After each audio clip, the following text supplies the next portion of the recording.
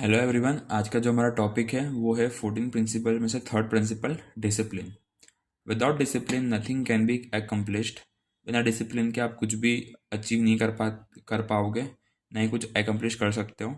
It is the core value of any project और any management. ये core value है किसी भी मैनेजमेंट का, किसी प्रोजेक्ट का, discipline. Good performance and sensible inter relation make the management job easy and comprehensive. अगर आप सेंसिबल इंटर रिलेशन बनाते हो, लाइक गुड परफॉर्मेंस करते हो, तो कोई भी जॉब के लिए इजी हो जाता है मैनेजमेंट के लिए जॉब को परफॉर्म करना। एट द एंड आपको वर्क के लिए, अगर आप डिसिप्लिन में वर्क करोगे तो ऑर्गेनाइजेशन के लिए भी अच्छा होगा और आपके लिए भी अच्छा रहेगा वो। Employees good behaviour also help them smoothly build and progress in their professional career. ठीक है, सेम चीज़ है कि डिसिप्लिन बहुत इंपॉर्टेंट रोल प्ले करती है, परफॉर्मेंस अच्छा करेगी, स्मूथ वर्क होगा एंड ऑल प्रोफेशनल करियर के according, in the context of 14 principle of management. In order to maintain the discipline in an organization, it is necessary। Organisation के अंदर discipline maintain करने के लिए कुछ पॉइंट्स नेसेसरी हैं। That the rules and regulation are clearly communicated to all the employees.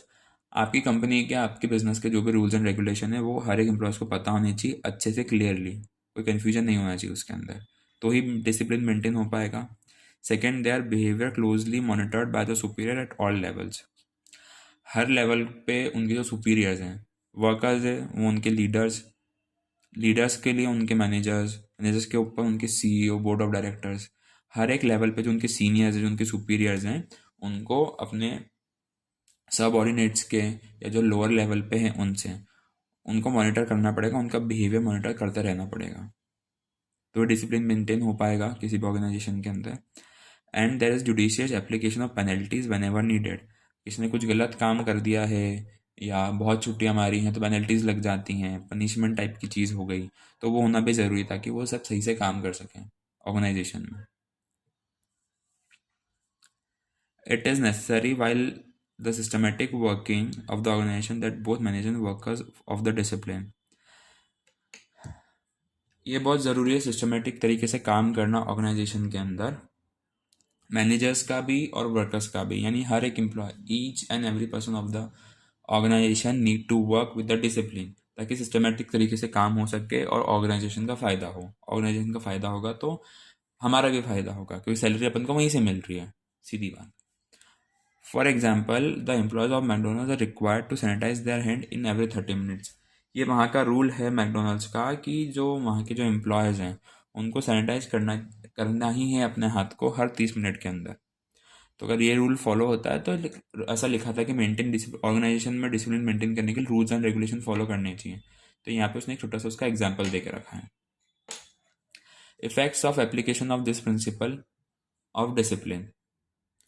अगर हम discipline जो प्रिंसिपल है उसको हम ऑर्गेनाइजेशन में यूज़ करेंगे तो उसके क्या इफेक्ट्स होते हैं। पहला है systematic working of the organisation. Working सही तरीके से वर्क करेगा पूरा ऑर्गेनाइजेशन, वहाँ के लोग, जैसा बताया था मैंने आपको पहले वीडियो में, effective efficient realisation of goals, work, productivity, ये सब चीज़ें रहेंगी सही हर पॉइंट में। थर्ड है free modes, well defined flow of communication through scalar chain. इसका बेसिकली मतलब यही होता है कि जैसे कि आपको पता है कि आप किससे कम्युनिकेट करना है, कब करना है, तो डिसिप्लिन वे में आपका काम इजीली और अच्छे तरीके से हो जाएगा। It develop sense of commitment both among the workers and management. Management और वर्कर्स के बीच में एक सेंस ऑफ कमिटमेंट डेवलप करता है डिसिप्लिन।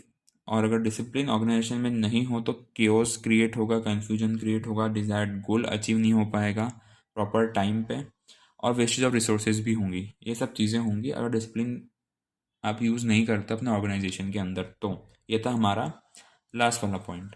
नेक्स्ट वीडियो में हम बात करेंगे यूनिटी ऑफ कमांड की।